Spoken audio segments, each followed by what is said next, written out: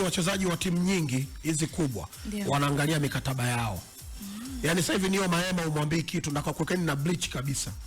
Ili msimsahau. Yaani ile yote ile ni spotlight. Wenzetu brothers, they have brain. Wanajua. Yaani wanajua hiki ni kipindi cha mechi 5 muhimu. Na au nimekosea shehe wangu sisi. Aingia saloni. Every man for himself, eh? Yani Neo kuweka vile ni kwa sababu anataka mkataba. Yani kuwakumbusha nipo. Si anaonekana. Sio kama mimi mkinizarau sawa. Guys, mmemwona anavyocheza Elia Mpanzo. Mnaona Neo Maema alivyobadilika. Yani Ainsa alikuwa sio mzuri.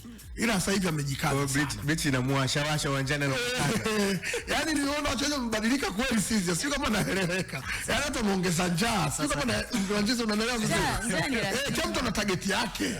Sasa Neo kuweka bichi tu jamani. Tunamjadili naye kwa nini leo? Kwa nini sasa? Kwa unataka kuniambia mionekano ya wachezaji wakati mwingine inabadilika ili inatengeneza attention. Yes. Tumeona mara ya kwanza wamemposti Neo Maema kwa una muonekano mpya kwenye page ya Simba. Mbali na hivyo kuna kipindi nani huyo ambaye hivi hayupo Simba.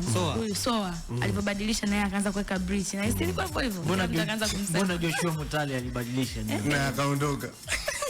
Aliwasha mwishoni jamani. Aliwasha ndio. Mutale finali ya shirikisho alikiwasha kwa man of the match. Sasa alionekana lakini aliondoka. Ilikuwa too late, alishawa kwanza sana Simba.